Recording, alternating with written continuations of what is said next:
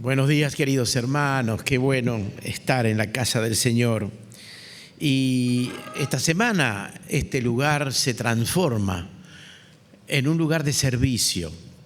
La feria solidaria que se hace ya a través de los años, y ustedes saben de qué se trata, pero esta feria solidaria tiene varios propósitos y es importante que apoyemos en todo sentido y publicitemos y por las redes y ya lo que se está haciendo. Pero hoy hay una oportunidad de, claro, en la semana hay muchos, algunos me decían, en el horario ese yo trabajo. Bueno, sí, es que ese es el horario en que podemos abrir y atender. Pero hoy hay una oportunidad, porque este lugar se tiene que transformar en el lugar de la feria. Entonces tenemos que correr las sillas, bajar todo, traer de donde sea. Ya van a recibir la indicación. Hace falta la colaboración de todos, aquellos jóvenes sobre todo que tienen fuerzas, pueden colaborar y ayudarnos. Jornadas de servicio para la comunidad, porque ofrecemos cosas que puedan llevar y usar a un precio accesible. Y bien, gracias a Dios por estar aquí en su casa, les decía. Y hoy quiero traer un tema que es fundamental en la vida cristiana. Y se trata nada menos que la fe. Y el Señor tiene métodos para que nuestra fe aumente. Empezó diciendo, si tuvieran fe como un grano de mostaza, dirían a este monte, cambia de lugar, harían maravillas. Quiere decir que a la fe hace falta trabajarla, estimularla. La hemos recibido porque si estamos aquí, porque un día hemos creído que Jesús era nuestro Señor y nuestro Salvador y sigue siéndolo. Vinimos aquí porque queremos honrarlo y recordarlo. Pero la fe es justamente la certeza de lo que esperamos. Y hoy no tendría sentido nada de lo que hicimos si no tuviéramos fe. Fe es una espera confiando de lo que Dios ha prometido se ha de cumplir. Así que estamos a la expectativa de lo que Dios hará en nuestras propias vidas hasta que Él venga, la esperanza bendita de que un día vendrá a buscar a su iglesia y todo esto en lo que confiamos que no vemos. Y el primer paso en la vida cristiana tiene que ver con la fe. Y hoy quiero hablarles acerca del método que Dios usa para aumentar nuestra fe. Uno de los métodos. Y esta tiene que ver con la experiencia vivida por el apóstol Pedro. Hombre como nosotros, sujetos a todas nuestras características y perfiles diferentes, pero Dios tuvo un propósito en relación a la fe y con respecto a Pedro. Y en su carta nos relata, y esto yo voy a entresacar, cómo Dios puso a prueba su fe para hacerla crecer y llegar a ser el hombre que Dios quería que sea, un pastor, porque al final del camino le dijo, apacienta mis ovejas. Y para llegar a eso tuvo que pasar por distintas circunstancias. Leo 1 Pedro capítulo 1 versículos 6 y 7 que dice así. El apóstol Pedro escribiendo dice, así que alégrense de verdad. Les espera una alegría inmensa, aunque tienen que soportar muchas pruebas por un tiempo breve. Estas pruebas demostrarán que su fe es auténtica. Está siendo probada de la misma manera que el fuego prueba y purifica el oro. Aunque la fe de ustedes es mucho más preciosa que el mismo oro. Entonces su fe, al permanecer firme en tantas pruebas, les traerá mucha alabanza, gloria y honra en el día que Jesucristo sea revelado a todo el mundo. El propósito de Dios es poner a prueba nuestra fe. ¿Para qué? Para quitarnos todas aquellas cosas que tienen que ver con nuestra humanidad y que hacen que la fe se debilite. En cambio, el Señor quiere que la fe se fortalezca. Por eso el apóstol Pedro, y en su propia experiencia, nos ha de decir, hay un tiempo de prueba, sí. No es lo que más me gusta, pero es la forma que Dios ha usado para sacar algo bueno de mi vida, para hacer el proyecto que Él quiso que yo sea. Esto es lo que Dios quiso hacer en la vida de Pedro. Y no dudamos que Pedro amó profundamente al Señor y que con un corazón de siervo se dedicó a servirlo y acompañarlo, dejando las redes, dejando su pequeña industria, su pequeña pyme ahí junto con otros pescadores. Pero fue necesario que pasara por diversas pruebas y dificultades. ¿Para qué? Para que deje de confiar en sus propias fuerzas y que confíe solo en el Señor. Esto es el propósito de las pruebas en la vida del cristiano. Si uno mira el perfil de Pedro, tiene mucho que ver con el lugar de nacimiento y eso lo marca bastante. Era galileo y según los historiadores eran amantes de la innovación, de los cambios. Impulsivo, emocionales, dados a la aventura, pero además eran personas muy leales. O sea que convencidos de lo que estaban haciendo, eran leales a sus propósitos y a la gente a la cual servía. Estas características son las que determinan el temperamento en la vida de Pedro. Pero Pedro tenía ciertas áreas de fortaleza, ciertas características de liderazgo muy importantes, pero todo estaba cimentado en sus propias fuerzas, en lo que él era. Como les decía, tenía dirigía gente, su propia embarcación. Hacía que era un hombre que tomaba decisiones, que sabía a dónde iba, estaba convencido de lo que hacía. Y cuando dejó las redes y lo siguió a Jesús, puso el mismo empeño, puso la misma dedicación, puso el mismo entusiasmo. Pero no eran justamente las fuerzas que venían del Señor, eran las de Él. Era un hombre que se llevaba todo por delante con tal de llegar al propósito y al objetivo que se había planteado. A Pedro lo encontramos en muchas situaciones, hablando por abrir la boca nomás, y en otras formas muy extrovertido, el primero que reaccionaba, el primero que le decía algo al Señor. Y su ímpetu lo llevó a decir cada cosa, hasta reprender al mismo Señor, cuando le dijo, de ninguna manera esto te acontezca, Señor. Cuando el Señor les dice, miren, voy a tener que ir a Jerusalén y ahí voy a sufrir. No. Pedro defendía a aquel maestro que lo había seguido por 3 años y estaba entusiasmado con este maestro. Entonces, él lo iba a defender a muerte y esa era su característica. Te diría, esto no te sucederá jamás. Era Pedro, era con todo lo que él era, impulsivo.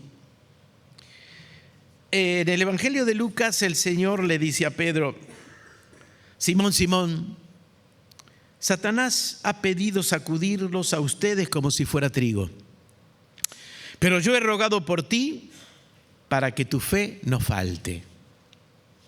Señor, no me vas a librar de la zaranda, el diablo me está queriendo mover el piso, Señor. No, dice, yo voy a orar para que tu fe no falte. Yo le diría, Señor, líbrame de esto, líbrame que el Satanás me está provocando, me está queriendo. Lo que hace el enemigo es desalentarnos, angustiarnos, perturbarnos, molestarnos. Señor, sácamelo de encima. No, voy a orar, le dice Jesús, para que tu fe no falte.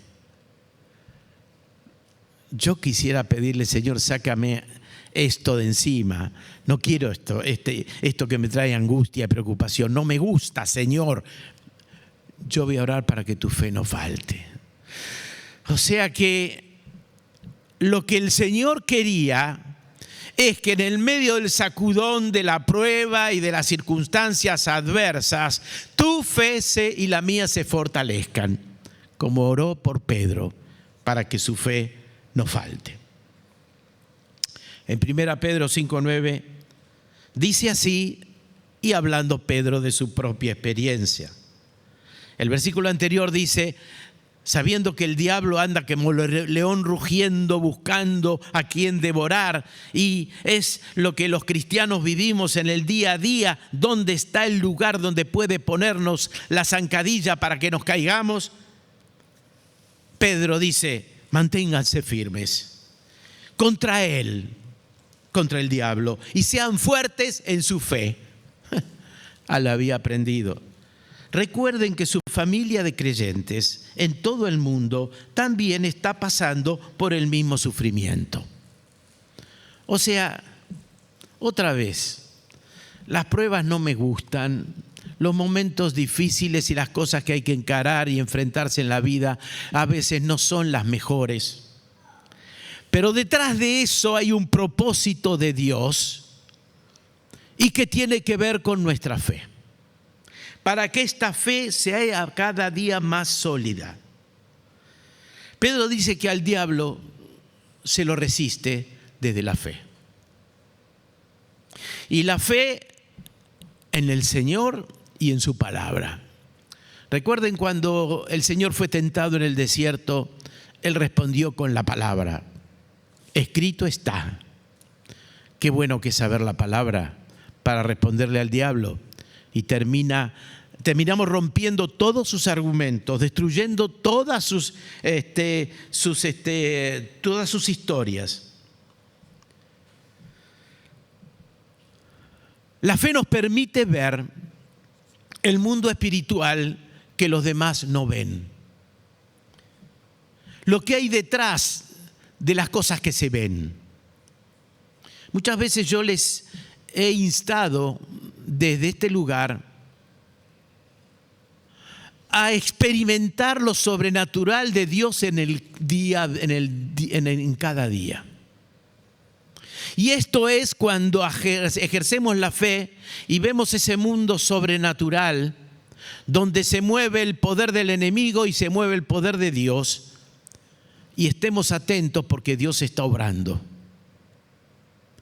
Es triste cuando no nos damos cuenta que el Señor está, cuando está actuando y obrando para cuidarnos, para defendernos, para darnos sabiduría, para darnos consejo, para orientarnos. Es la fe lo que nos hace ver el mundo espiritual, el mundo que los demás que no tienen a Cristo no ven. El mundo ve a un hombre o a una mujer que viene y es violento y hace daño, y nosotros entonces respondemos de la misma manera.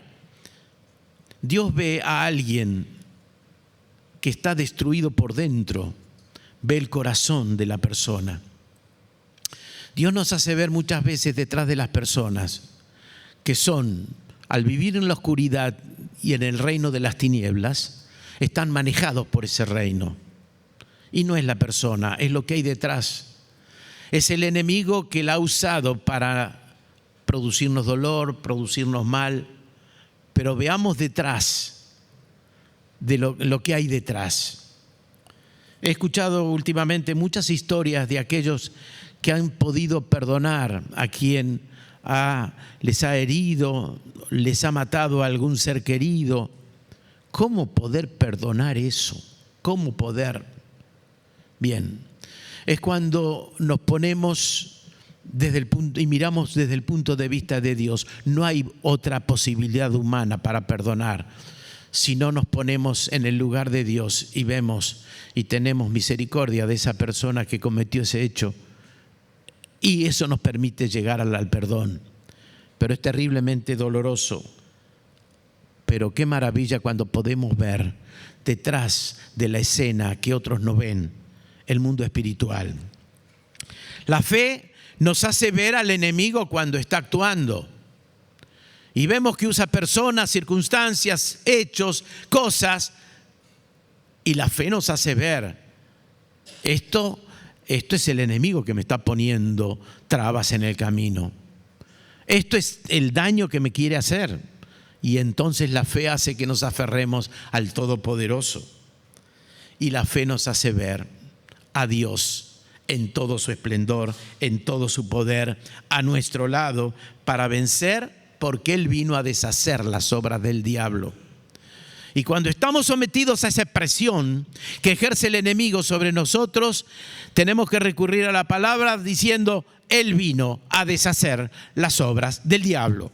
Y no voy a sucumbir ante este ataque. El diablo sigue como león rugiente buscando a quien devorar, y está buscando a los cristianos que le complican la vida y llevan a otros de las tinieblas a la luz. Eso no quiere. Por eso, iglesia, estemos muy preparados, porque nos estamos preparando para llevar a otros a Cristo.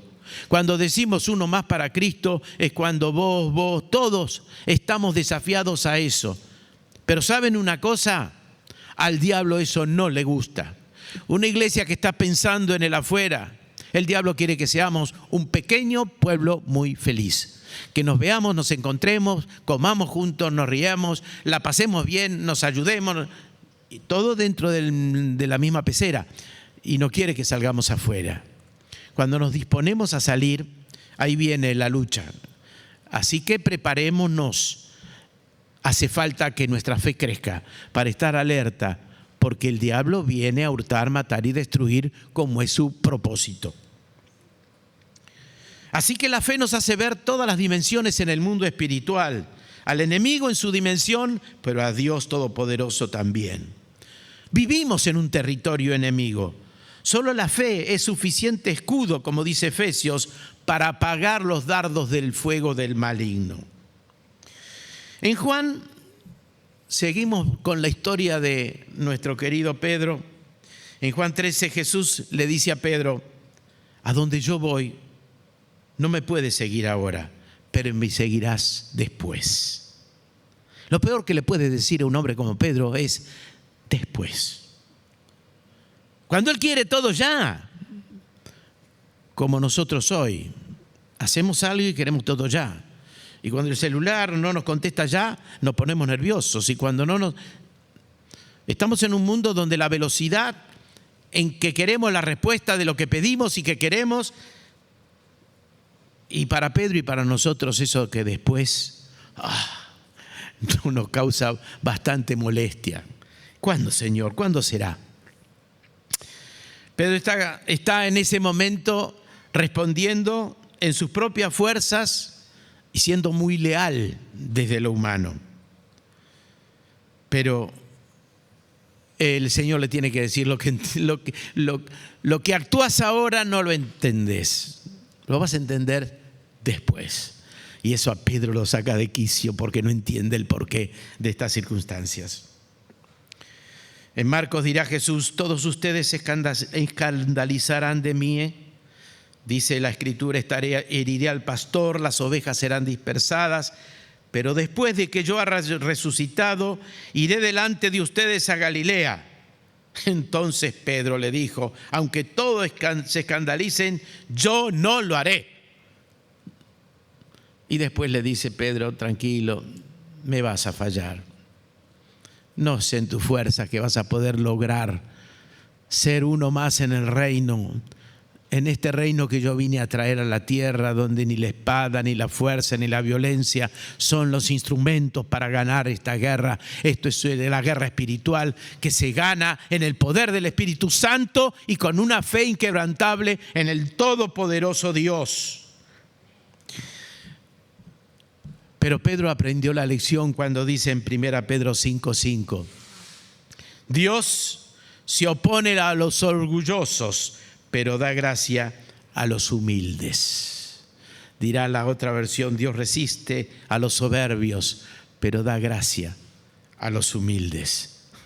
Su experiencia. Él te dice: mira, con la soberbia frente a Dios no va. No llegas a ningún lado, no progresás en la vida cristiana, no funciona. Ninguna acción soberbia funciona para el Dios Todopoderoso.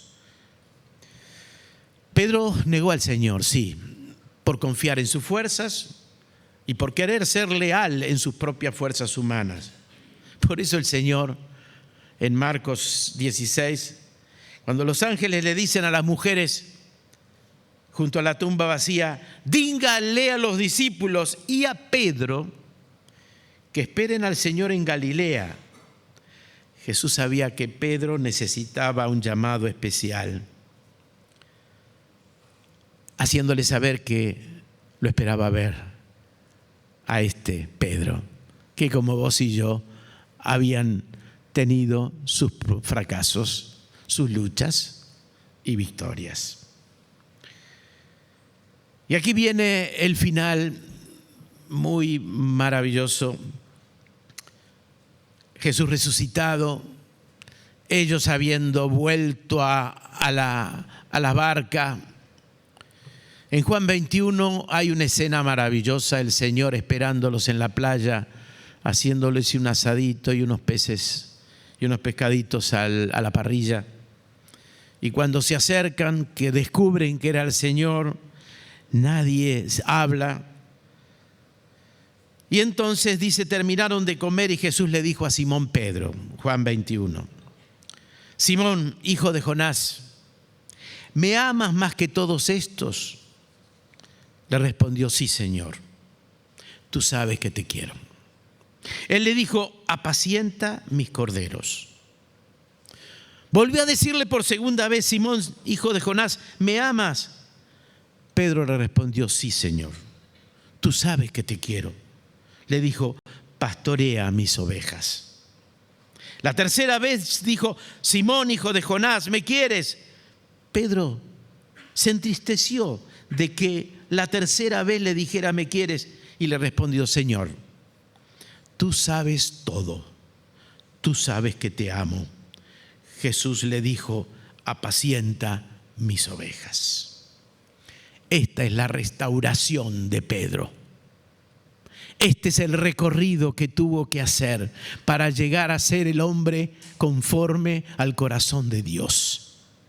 Tuvo que pasar por diversas pruebas, tuvo que fortalecer su fe, tuvo que dejar de lado la confianza en sí mismo y sus fuerzas, tuvo que pensar que la lealtad es mucho más de lo que él pensaba.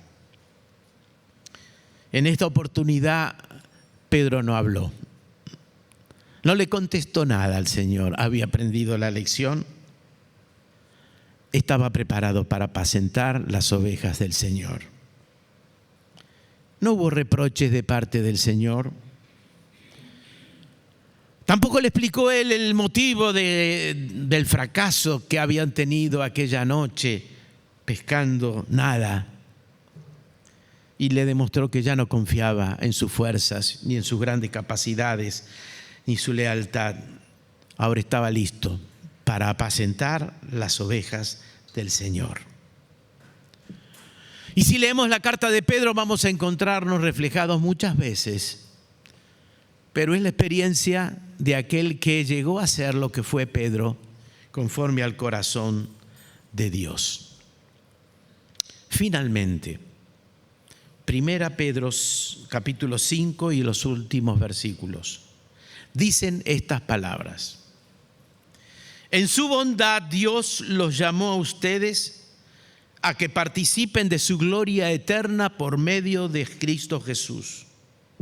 Y entonces, después que hayan sufrido un poco de tiempo, Él los restaurará, los sostendrá, los fortalecerá y los afirmará sobre un fundamento sólido. A Él sea todo el poder para siempre. Amén. Amén. Después que hayamos sufrido un poco de tiempo, viene la victoria, porque el Señor quiere que vivamos unas vidas victoriosas. Después que hayamos sufrido un poco de tiempo.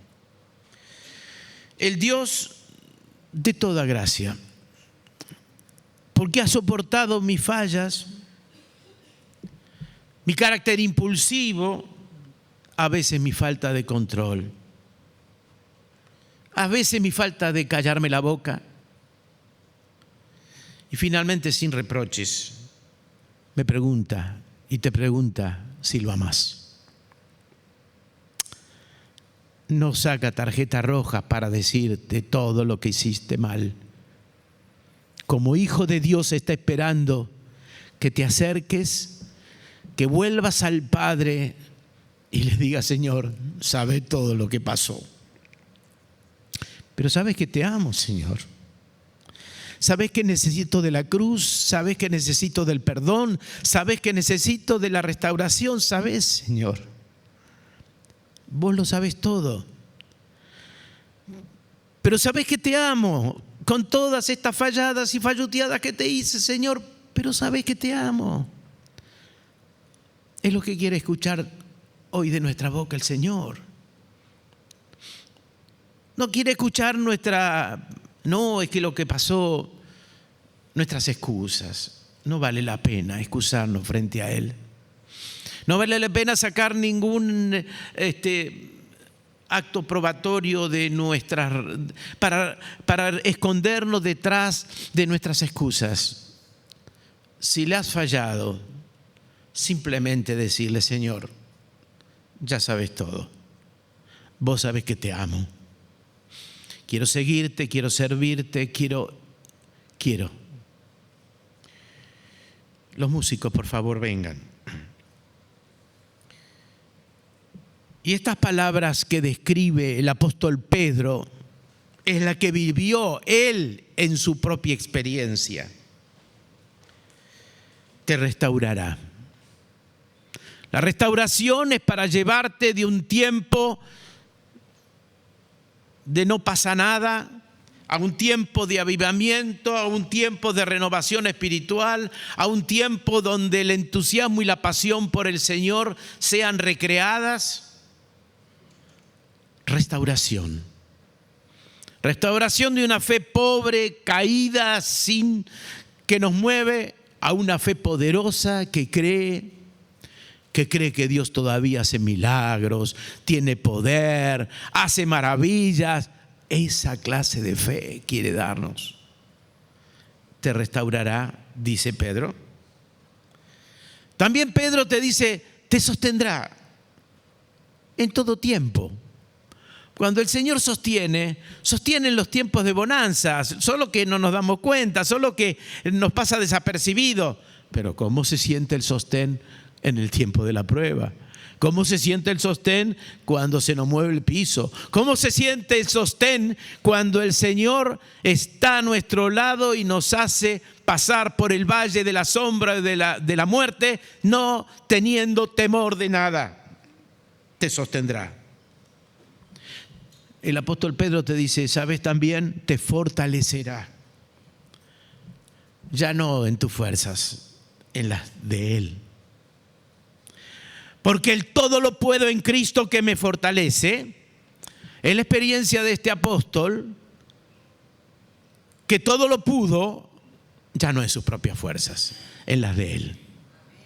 El cristiano sigue siendo todopoderoso en las fuerzas del Señor, en la que viene de arriba. El Señor te afirmará. El cimiento no se ve, pero el cimiento es tu fe y la roca es Cristo. Si la fe está basada en Jesucristo, pues será inconmovible tu vida y nada te podrá voltear. No habrá angustia, lucha, tormenta en la vida que pueda voltearte y que nunca más te levantes. El Señor te afirmará. Y cuando la fe puesta en la roca que es Cristo, no hay nada que pueda venir hacia adelante que te tire abajo. El Señor te afirmará. Lo dice Pedro. Y termina diciendo: te establecerá. O sea, aquí está. Que ha pasado por pruebas, luchas y de todo, ahora está establecido como un siervo.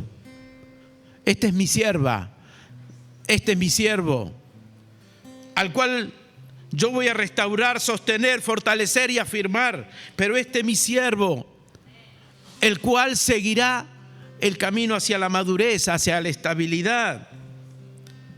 Y tu vida será algo que ilumine la vida de los que están a tu alrededor. Porque serás un hijo de Dios, restaurado, sostenido, fuerte, afirmado y establecido. Lo hará por gracia, no porque sos más bueno, sino por gracia. Porque no va a tener en cuenta tus falladas, sino va a tener en cuenta que lo amás. Y porque lo amás, hará cosas grandes en tu vida. Inclina tu cabeza un momento.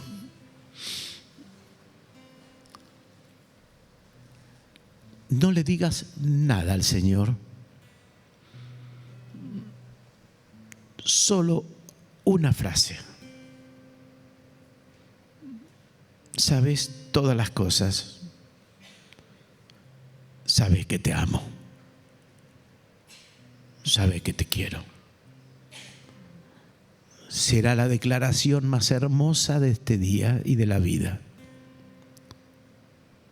Señor, las sabes todas, pero sabes que te amo. Y se cumplirá esta promesa de Dios en tu vida hoy.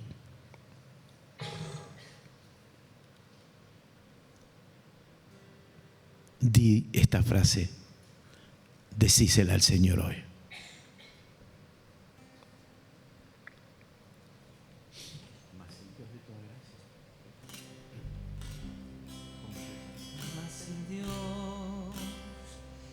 De toda gracia que nos llamó a su gloria eterna, os perfeccione y afirme, fortalezca y establezca